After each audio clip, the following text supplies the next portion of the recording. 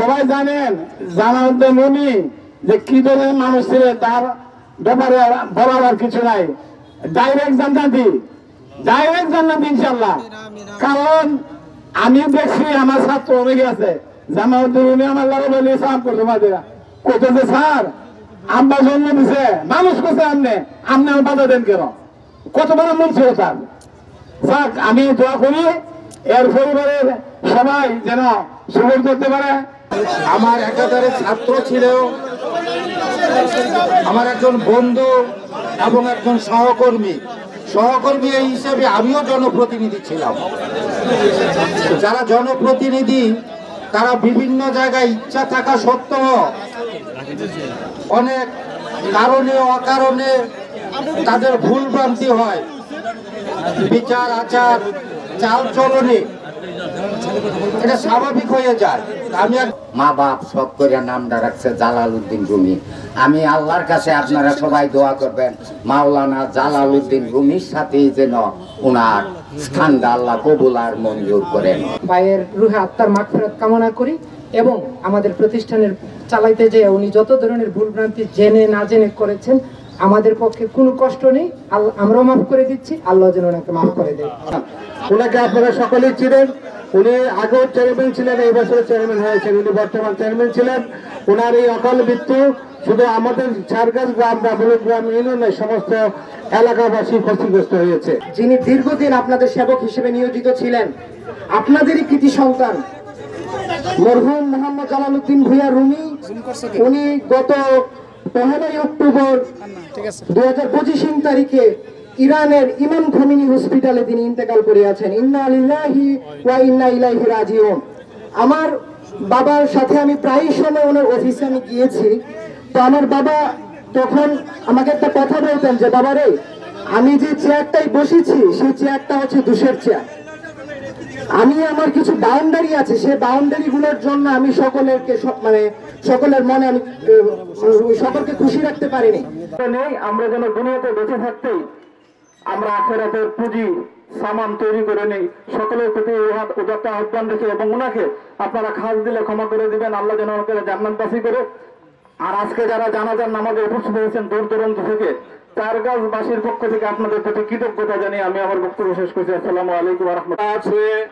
অনুরোধ করি আজকের এই দিনে আমরা এই মহান সমাজসেবককে অন্তরের অন্তঃস্থল থেকে তার সকল পার্থিব ভুল ত্রুটি আমরা ক্ষমা করে দেব।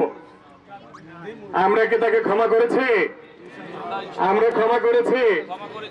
ক্ষমা করেছি আলহামদুলিল্লাহ। আপনারা সকলে ভালো থাকুন। আসসালামু আলাইকুম। জানাজায় উপস্থিত সকল শ্রদ্ধেয় মুসলিম কেরাম, আসসালামু আলাইকুম। আজকে আমরা যার জানাজাতে উপস্থিত হয়েছি উনি হলেন ঐতিহ্যবাহী মুলগ্রাম ইউনিয়নের কৃতি সন্তান, দুইবারের জননন্দিত চেয়ারম্যান মরহুম জালালউদ্দিন ভূঁইয়া সাহেব। উনি পৃথিবীর চিরাচরিত নির্মাণী আজ আমাদেরকে সুখসাগরে বাসিয়ে না ফেরার দেশে চলে গেছেন। ইন্না লিল্লাহি ওয়া ইন্না ইলাইহি রাজিউন। ওনার মৃত্যুতে আমরা গভীরভাবে শোকাহত এবং মর্মাহত। আমি ওনার বিদেহী আত্মার মাগফিরাত কামনা করছি এবং ওনার সুখ শান্ত পরিবারের সমবেদনা জানাচ্ছি। আসসালামু আলাইকুম ওয়া রাহমাতুল্লাহি ওয়া বারাকাতুহু। ধন্যবাদ। আব্বা এবং রাহিল তার একমাত্র সন্তান এবং একমাত্র মেয়ে, দুজনকে এতিম করে চলে গেছেন।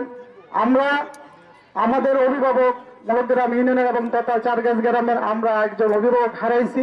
ওনার সাথে আমি বিভিন্ন কমিটিতে ছিলাম। এত ভালো লোক আমি কিন্তু আগে ভালো যাইনি, আমি আত্মীয়তা করছি জানতাম, কিন্তু এত ভালো যে আজকে এই 3 বছরের যে আমাদের একটা সংসার 1 নং মুলগ্রাম ইউনিয়ন পরিষদ, আমি অতি নিকটের থেকে ওনার সাথে আমার যে সম্পর্কটা ছিল এবং পরিষদের যত মেম্বার সাহেবগণ ছিলেন ওনাদের সাথে যে সম্পর্ক আমি বাস্তবে প্রমাণ পেলাম।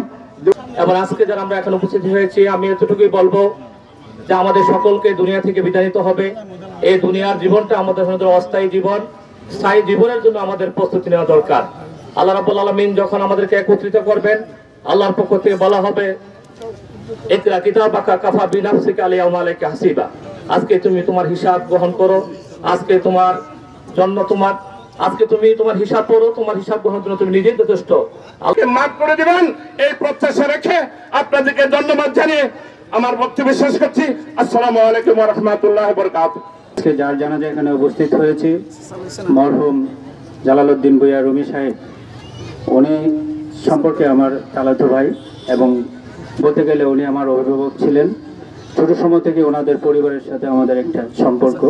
ওনার ভাইয়ের কাছে আমার বোন বিয়ে দিয়েছি, সেই সুবাদে ওনার সম্পর্কে আমরা অনেক কিছু জানি। আমি এতটুকু বলতে পারি, উনি একজন নিষ্পাপ সহজ সরল মানুষ ছিলেন। উনি এই ইউনিয়ন পরিষদের দুবারে নির্বাচিত চেয়ারম্যান ছিলেন।